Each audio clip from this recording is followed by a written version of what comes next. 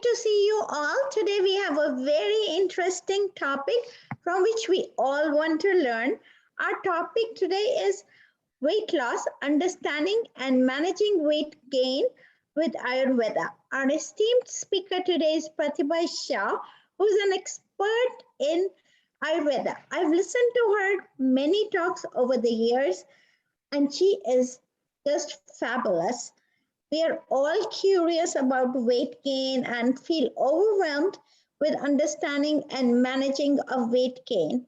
Our speaker, Pratibha Shah, will help us navigate the complex, often confusing weight gain and weight loss landscape and value of Ayurveda.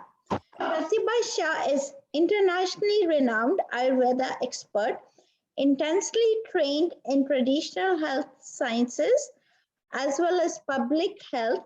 Pratibha Shah distills Indian wisdom with an understanding of Western principles for the best care of our clients. A strong sense of compassion and empathy skills in depth through assessments. It's her hallmark of 30 plus years of practice. Here's to you, Pratibha. Thank you, Sapna. Thank you, Moniji. Thank you, Dr. Dhruv.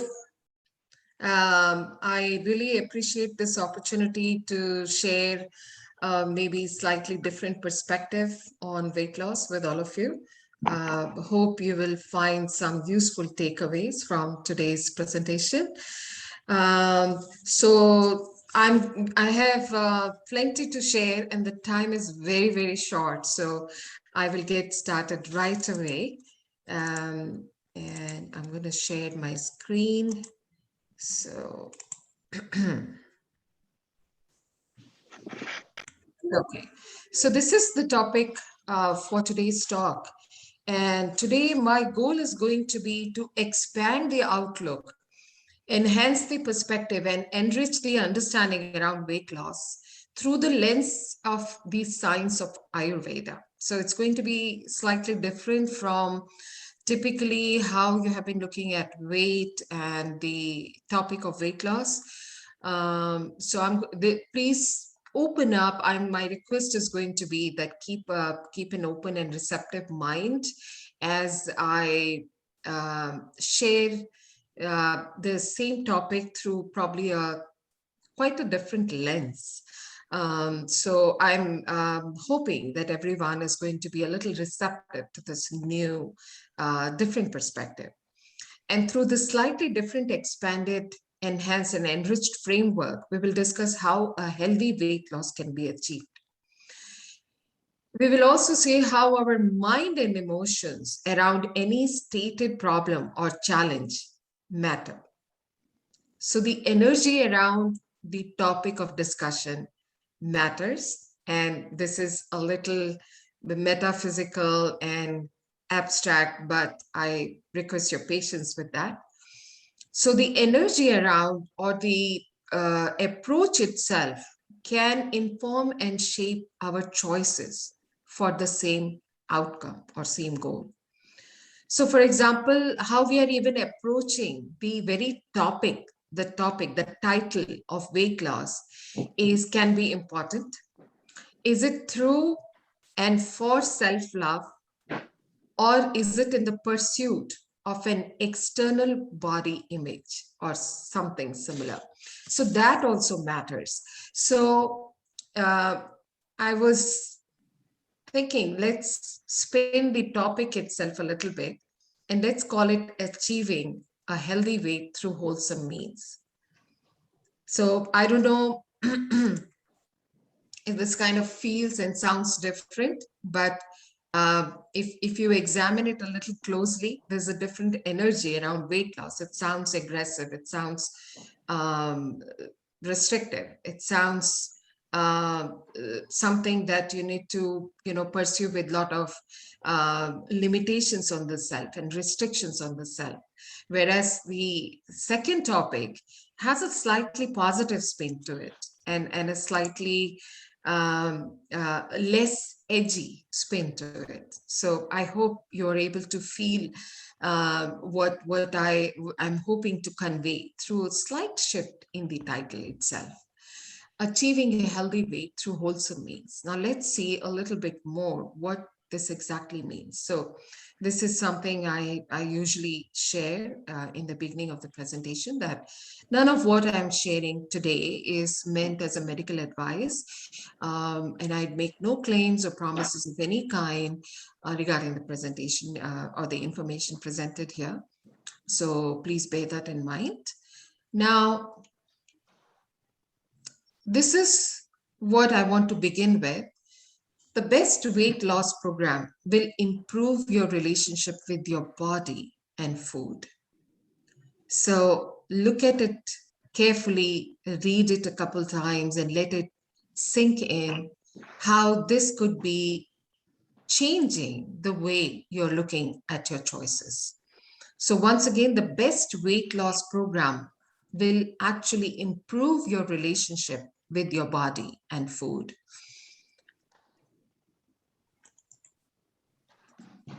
So this is a small outline of my presentation.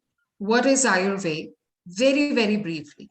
Goals of Ayurveda. Again, all of the Ayurveda related part is going to be very brief because of the paucity of time. And then the last two bullets will actually focus on what exactly we can do with a healthy, attaining a healthy weight. May I request if we can be on mute? Thank you. So first, the definition of Ayurveda. What is Ayurveda? So Ayurveda, as a word, literally, it's a complex Sanskrit word, which is made up of two individual Sanskrit words, Ayu and Ved.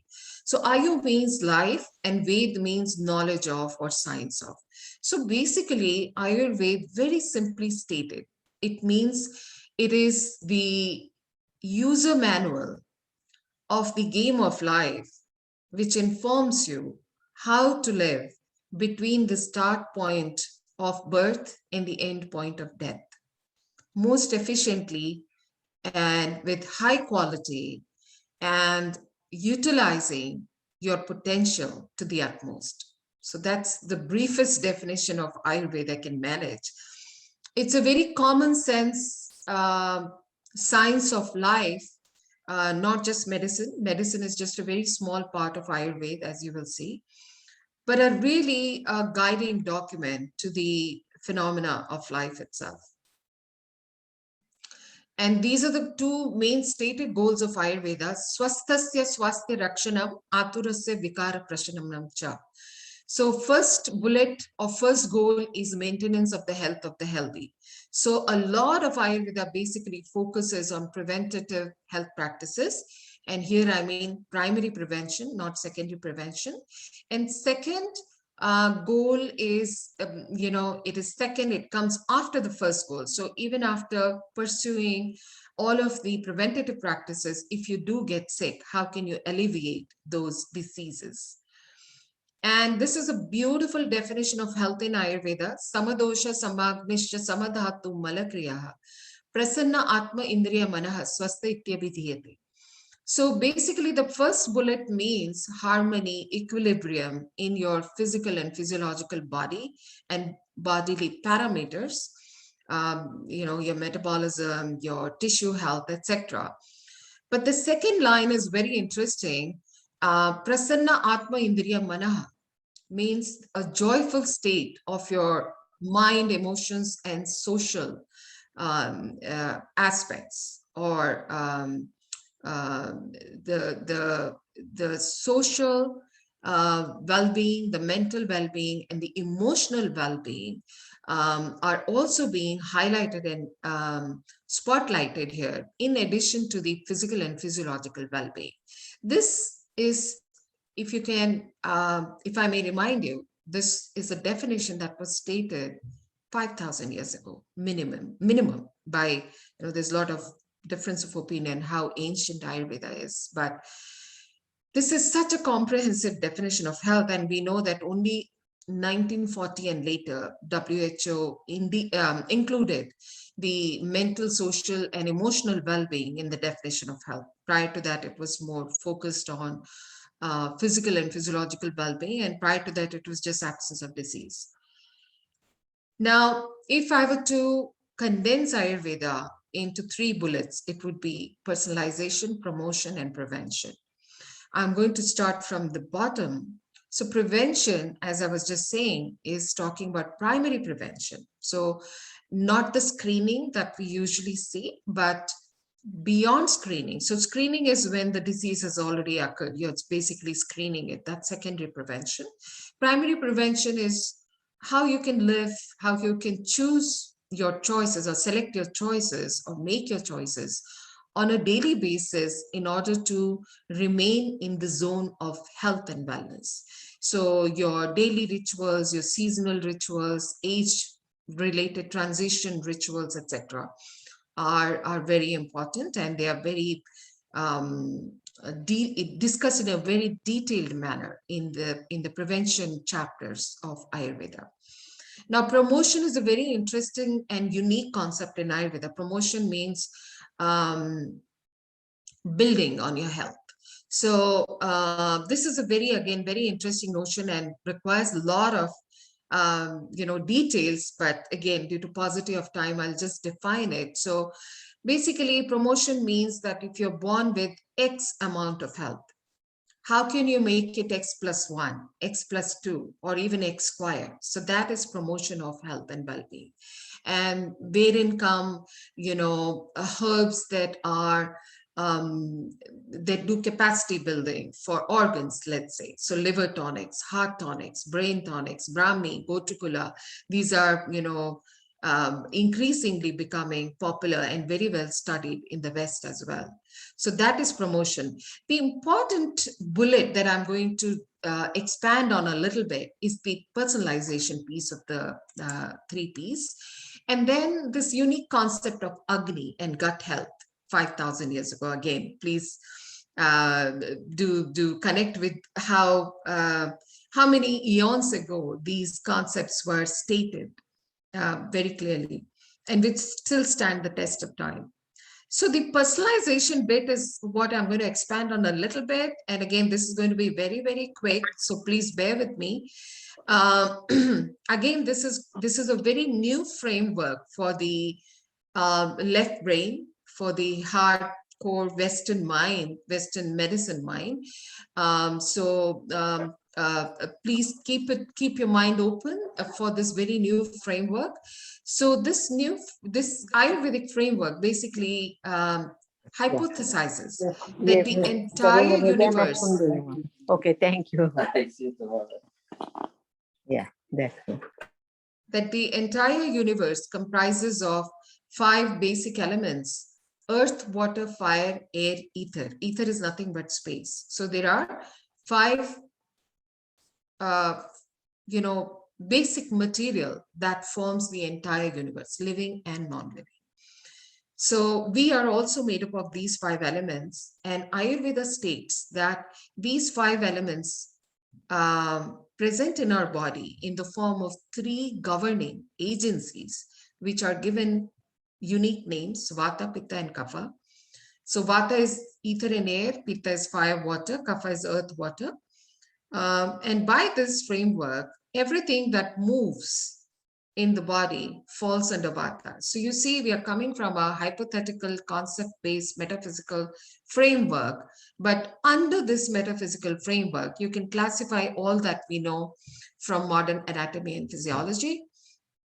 So for example, anything that moves in the body at the macro level, the circulatory system, the lymphatic system, the digestive system, anything that is moving comes under Vata, including the impulses in the nervous system, motor, sensory, anything that moves, or even intercellular movement or movement from within to outside and outside to within the cell itself. The cell divisions, breathing, all of these come under the big umbrella of Vata. People with Vata as their main dosha are quick thinking, they are creative, artistic, thin, fast. So these are the positives. And the Pitta people, so the Pitta energy, or the principle of Pitta, is to do with everything that's transforming in the body, changing in the body. So all the hormones, enzymes, the metabolic activities, the catabolism, anabolism, everything, digestive processes, all fall under Pitta. Pitta people have a fire-like personality, means they are very ambitious, passionate, driven, go-getters, assertive, powerful, just like the fire. Their skin can display fiery characteristics, so reddish, shiny, warm to touch, etc. They tend to be temperamental, short on reaction, etc. As you can imagine with fire. In control, it's good. Out of control can be interesting, right? So earth water is the kapha entity, and earth water, as you can imagine, is to do with all of the binding, body frames, stability, building blocks. So the anabolism falls here, basically. The anabolic activities fall here, not in Pitta. Pitta is catabolism primarily. And earth water people, they are like the mountains, pretty zen, stable. Takes a lot to stress them out. So these are all like positive characteristics of kapha people. And in this is kind of a visual that can help you understand the different body physical templates. So you can see to the very left is the earth water. So wide shoulders, big bones, big joints, more material, more framework. In the right in the middle is the Pitta framework, and on the right is the Vata. Sorry, there are two T's in this picture that I picked up. It's VATA. And on the right side, you see that this is the air ether framework of the body. So basically the skeleton, the skin, and some minimum material in between. So these people tend to be petite, lean, thin, skeletal, bony, etc. So just bear this in mind.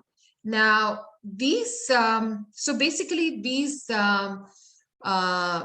doshas, what we call, or energies or governing agencies, basically determine what kind of body type we are. So depending on what are we dominant in, that becomes our body type. So that's kind of our, we know today in the 21st century that DNA sets us apart. And this concept was stated 5,000 years ago, but very similar, that no two people are alike. But for the sake of ease of assessment, we create 7 buckets that you fall under Vata bucket or Pitta bucket or Kapha bucket, or you have a combination blueprint, or the 7th one would be where you have an even distribution of elements. You really can't say, you fall under this or that. So 7 broad buckets, 3 individual, 3 combination, and the last one is where you have an even distribution. Now, this is like your genetic template or a dosha template. It does not change. You're born with it. What you do with it, however, depends on you. So within the doshas, there can be daily variations, seasonal variations, age-related variations, but your template does not change. Now, to understand this a little more clearly, of course, this is given that, just like, sorry, there is an overlap coming at the bottom, but just like we have, gadgets in our homes, cell phones, laptops, appliances, the first thing we do is we pick up the user manual. We understand what is the model so that we can operate it efficiently, right? We understand what can this model do, what can this model not do, and what are some of the unique maintenance requirements of the model. So this is an Android, it cannot FaceTime. It can do a lot of other things, it cannot FaceTime. So I'll be frustrated if I try to FaceTime. So it's important to know what the model cannot do also. And what are some of its maintenance requirements, like security updates, software updates, etc. The same thing we do not apply to ourselves. We never try to understand, who am I? What can I do well? What are my strengths? What are my downsides, or what are my vulnerable areas? So the whole concept of body typing is an extremely important one. It puts lots of things into perspective. Vata people, they will be more prone to anxiety, dry skin, constipation, arthritis, etc. Once you know that you are Vata and you will have these tendencies, it takes away a lot of stress and trauma from trying to understand, why am I like this? The Pitta people will be prone to fire element related health issues, inflammation primarily, blood tissue related issues, hypertension, heartburn, ulcers, etc. Heat, basically. And you see, last one, the second bullet is obesity. Earth water people can just breathe and put on weight. And this is a very, very important concept, not just for healthy living and wellness and proactive living, understanding living, in living with understanding of, what your strengths are, what your vulnerabilities are, and proactively looking after them, proactively doing things that counter those things. So this is, I think, the most important piece from where we can now start to, understand how to achieve healthy weight and with wholesome methods. So this is very important. Okay. And today I won't be able to talk about how can you apply the assessment and the knowledge of who you are to your food choices. One thing is very important, that medicines are there, resources are there, but one thing to really hold on to, very important, is that what we do on a daily basis really determines on a daily basis. Are we going more towards health or away from health? There are only two outcomes to our daily choices. Either we have moved closer to health or we have moved away from it. There is no third outcome, right? So this concept helps you to apply it to your dietary choices. In my consultations, I make personalized diet charts for my clients, and they are able to live with more alignment to who they are, rather than just unaware living of eating what everybody else is eating or what is more popular out there. So one more very important point, the three stated tripods of health in Ayurveda are Ahara, Nidra, Brahmacharya. Ahara is food, Nidra is sleep, Brahmacharya, let's not translate it as celibacy, which is a common thing that is done, but Brahmacharya, the ritual or regimen of Brahma himself, means a life with some discipline and some guidelines. That's all we should take away from that. So we'll remember this: food, sleep, and some discipline. These are the three tripods of health. And 5,000 years ago, sleep has been given equal importance to food. Please, I hope everyone appreciates that 5,000 years ago. Now, what are the aspects of weight loss? So physicality of weight loss, the physiology of weight loss, and the psychology of weight loss. So I'm going to dwell a little bit on more on the psychology of weight loss, and of course the physiology as well. Not the modern physiology, because I'm sure you all know leptin and ghrelin and insulin and all the good stuff, how, the whole physiology around weight works. So I'm repeating this message again at this point. The best weight loss program will improve your relationship with your body and food. And here I do want to mention, or just, refresh our memory about one very recent death and one in not so recent past, but still not very old news. So CEO Ranjan Das of SAP passed away in the gym with a massive heart attack. He was the epitome of fitness and, traditional parameters of fitness, health and fitness. He was perfect on it. Later on, there was a lot of analysis on how did he die, and it was tied into maybe lack of sleep and high levels of stress. So this is important to remember.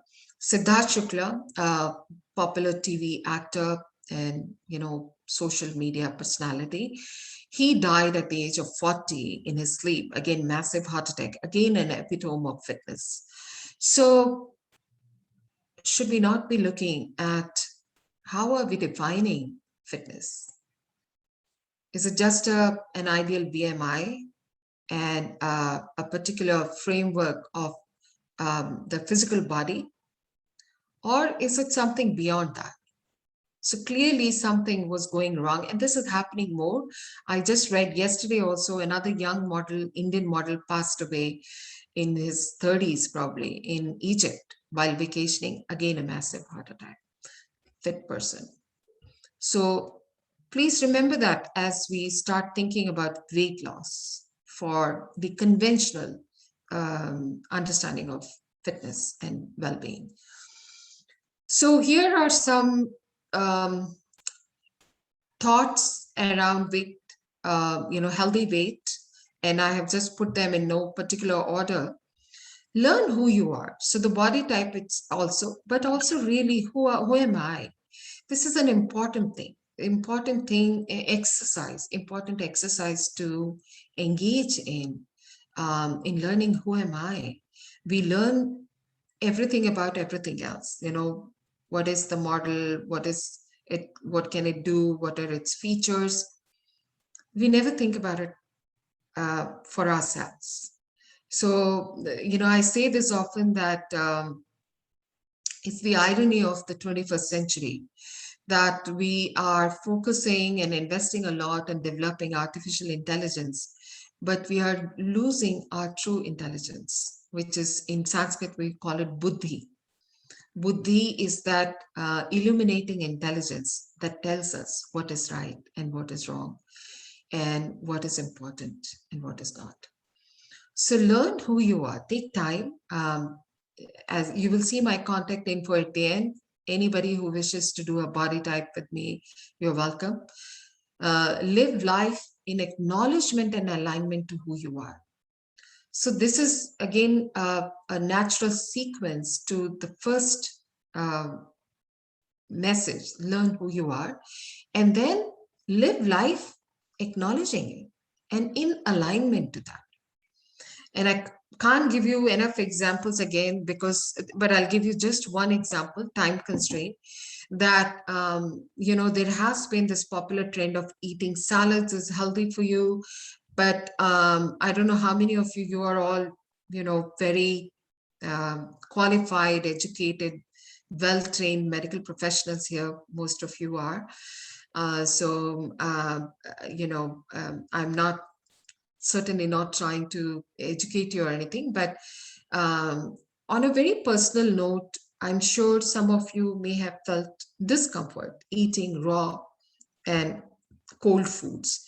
And that is just a very small example of understanding when you know that this is not for me. Listening to your body, that's very important. Respecting your body. And the second bullet is actually saying that develop comfort, confidence, and appreciation of who you truly are, just the way you are. We don't need to change ourselves drastically. We need to be comfortable with who we are in our true essence, and do everything for the benefit of that true essence of who we are. So connect with yourself, schedule time for self-care, TLC, self-love, self-introspection. So philosophy of life is important. Why are we doing what we are doing? That self-introspection time and again is extremely helpful. Schedule time to do self-check. How am I doing? How's my emotional health? How's my mental health? Am I choosing appropriately, suitably on a daily basis? Did I feel uncomfortable with some choices? Can I alter that? etc., etc., etc. This self-check is extremely important. We do that for our gadgets and appliances. Again, we forget to do it for ourselves, whereas the gadgets are inanimate and we are the living product in the house, so to say. Recognize the stresses in your life. Acknowledge them. Don't fight them. Um, don't ignore them. They will not disappear if we ignore them. So acknowledgement of stress is very important. I have often seen in my clientele that people come for so many issues, which I determine at the end that stress is a big part of the um, origin of the problem. And when I ask them, do you think you have any stress in life? They say, no, no stress. And sometimes I've had couples come and the spouse is shaking their head. No, this is not correct. They have a lot of stress. So recognizing and acknowledging is the first part of the process, and then managing them, having a nice toolkit that helps you manage your stresses. Stress is the biggest killer. I can't say this enough. I've been practicing 30 plus years, and at least in my clinical practice, to me, I feel that is the biggest problem, and that also leads to bad choices, weight gain, and all the conventional risk factors, so to say. So I think I can't highlight this enough. Now, another very important thing and different in Ayurveda is that you would have heard you are what you eat, but Ayurveda goes a step ahead and says you are what you digest. Now, please think about it a little bit and digest it. You can put the best food, most expensive food, most high quality food in your body, but if your processor is not working, it will go to waste. It might even harm you. So remember this one bullet I had here. The concept of Agni. So Agni is nothing but your metabolic principles in the body, basically.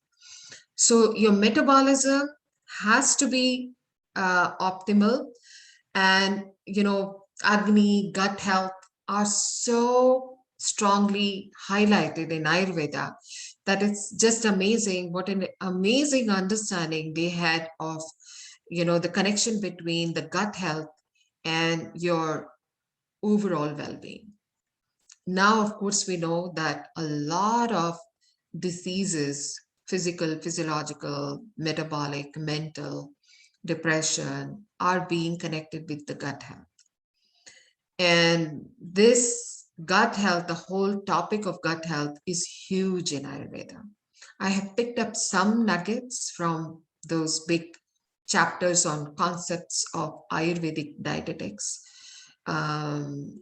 which again is a huge topic, cannot cover today, but some nuggets here. Pay attention to what you put inside your body. So pay attention to the content of your food, the quantity of your food, and the quality of your food.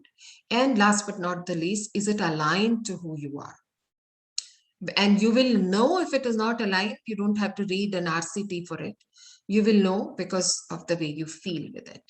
So connecting inward from outward to inward is the message here. Because when you connect inside, it's very profound. It will untap, it will reveal a wealth of a universe of wisdom and knowledge. It's all within us. We just have to turn in and listen. That's two important things. So just a few bullet points. Eat real. Real means a bar is not food. So eat real. I'll keep it to that. Eat fresh as far as possible. Frozen, heavily salted foods for preservation. You become what you eat. So if you're eating cardboard food, you will feel and become cardboard. The vitality aspect will be missing. Eat unaltered. So, not, 2%, 1%. So whole should be the idea. Eat seasonal as far as possible. These days, because of the genetic modification, etc., All foods are available year round. But when you approach breakfast bar at a hotel, and you reach for a watermelon slice in the dead of winter, just pause and think, do watermelons grow in winter? And that should tell you whether to eat that or not. Eat in silence as far as possible. I eat in silence, trust me, and it's sacred almost. Eating, the act of eating is actually very sacred because your body is your temple. And if you eat in silence and mindfully, which means it's not a bad lunch on the side where, it's just you're just filling an empty space, a well. That is where the disconnect happens. So eat in silence and eat mindfully. Aim to eat 2/3 of your capacity. This is also very important. It's a very good thumb rule to get you to portion your meals, especially in today's times where we are mostly sitting, very, very sedentary. Input should match output. Very common sense, very basic. If you're not moving too much, your input should be calibrated accordingly. Eat with mindfulness around your lifestyle, right? No iced water or iced beverages with food. Very common sense again. If you're going to start cooking your food on your burner, and just before cooking, you're pouring a container of cold water on the burner, it's the most counterintuitive thing to do. So remember, there is a burner outside where you cook food, and then there is a burner in your abdomen, which is your metabolism. You don't want to douse it and extinguish it or weaken it before it starts even working. So no iced water or iced beverages with food. All these tie into your healthy weight because, if you're diminishing your digestive capability, digestive fire, which is the Agni we talked about, obviously there are going to be extra remaining residual material. The processing will be inefficient and incomplete, as you can imagine. Sorry, I know there are questions coming in, and I will certainly leave time for questions. I'm really going through very quickly with the slides. Chew well. So very, very traditional and very ancient wisdom, which says that drink your food and eat your water, eat your liquids. So drink your food means it should be chewed well enough to liquefy it, and drink your beverages slowly. So drink your food and eat your liquids. Eat up to 2/3. Stroll, not walk, 100 steps, Shata Pauli, which kickstarts your metabolism. Your little revving up happens. Do not walk fast, otherwise the blood supply, which the rich blood supply is needed for the metabolism, for the, actions of the stomach. You do not want to drive blood away from the digestive system. So strolling only. Follow a thumb rule of 3-hour gap between any 2 intakes. Very, very important. This constant snacking. It's like you put a baking tray in the oven, and then half an hour later, you remember, oh, I forgot to add the apple. The apple will not then get cooked properly, So just as an example.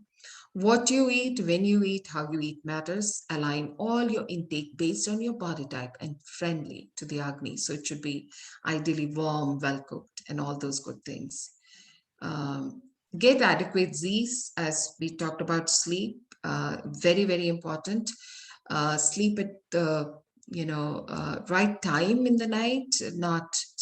I put that somewhere, but do not sleep right after eating, because again the basal metabolic rate will come down and you will not be able to process your food properly. Avoid daytime sleeping in general, not after eating, but in general. Short naps should be okay. Engage in at least one activity daily. Find your ideal fasting routine. Fasting is just an amazing rest for your body. And remember, the word rest is also in the word restore. So anytime you want to reset and restore, rest your digestion. Periodic cleansing, which is in Ayurveda, there is Panchakarma, very structured cleansing protocols. Spice up your food with good spices, ginger, black pepper, etc. 6 days, can't dwell on it today. So this is the ideal Ayurvedic meal with 6 days, sweet, sour, salty, bitter, pungent, astringent. There's a lot of science in here in this very one plate. So now even the mainstream recommendation is more for a plate. You can go on plate.gov and look at the current guidelines. So this is another very quick psychological aspect, that weight loss can seem like a constant fight against your own body. You can't trust your instincts and may even feel your body betrayed you. A strict eliminating restrictive eating schedule can give rise to cravings, which can be the bane of any weight loss plan. So, but in order to heal, you need not and cannot wage a war with yourself. This includes fighting your cravings, struggling to resist certain foods, punishing physical fitness programs. Ayurveda offers insights to win this battle between your will and your weight by improving your relationship with food and with your body. It teaches you how to listen to your body and eliminate or diminish food cravings to manageable levels without a struggle. To lose weight, you must believe in your body. Believing in your body means looking at your body as your friend and ally, not as your enemy. There's a certain small shifts, but they really are very impactful on your outcomes. Acknowledge your cravings, examine and even observe them, and know that they will come and they will also go if you just wait a little. Instead of fighting your cravings, build awareness around them. Building this awareness is what it means to listen to your body. Instead of trying to supersede your cravings or use willpower to overcome them, you will start to understand them in a whole new light, and you need to redirect them. 15 minutes. If the above steps fail to abate your cravings, sit down and take a deep breath. Look at the food. So take your time, look at it, smell it, take a small bite, relish it, enjoy the taste, no guilt around it. And 15 minutes later, ask your body how you felt, how you feel around it. So inspire and educate your taste buds to reconnect with the feeling of taste. Eating mindfully not only makes food more enjoyable, it will help you build a healthier relationship with food. And if you do indulge, don't beat yourself blue. Know to correct it in the next few days. When we drive on the highway, we often, sometimes when we're not paying attention, we can tend to get off of highway. But we always remember to come back. There are warning strips on the side. So remember that. Just correct it in the next few days. Come back to the center. Come back to the lane. So instead of fighting, punishing your cravings, redirect them. Now, these are just two last slides of how, just the weight loss can become an acronym to remind you what to do. Warm water first thing in the morning. This kickstarts your metabolism, cleans a little bit. Water is the best cleanser. Without knowing your body type, I'm not going to say add lemon or do this and that. So warm water is the safest for everybody. I do have 2 teas, which I spoke with Sapna and Dhruv in the morning. These help with metabolism, have a lot of good stuff in them, all organic. So some such teas can be very helpful. Adding a piece of ginger, for example, can be very helpful. But again, knowing your state of doshas. E for eliminate, altered, process, refined, etc. Anything that interferes with the proper processing of your food, and also the quality and the content of your food. Ignite your Agni, ignite your metabolism. These days, most people have very low or sluggish or slow metabolism. So do what it takes to ignite your Agni. If your Agni is good and strong, your processor will be great, gut health will be great, and you can get very good vitality and health out of it. G for get moving. So whatever works for you, walking, running, bench stretch, yoga. Heal your mind. Mind is not loved enough. So take time to heal your mind. TLC, tender loving care practices. Listen to your body. Big. I can put it right on the top. Once you connect with your body, everything follows. Optimize your gut health, whether it's dietary probiotics or whatever. else works for you, sleep before or by 10 p.m., and stress mitigation and management. So I think I will leave it open to questions for now. Should I stop sharing? Stop now? Yes, I think that would be good so that we can have your face, all of Okay. it. So thank you, Pratibha. It was a great talk. I learned a lot, and I have few questions. Please. The first question is, how do you know when it's 90%?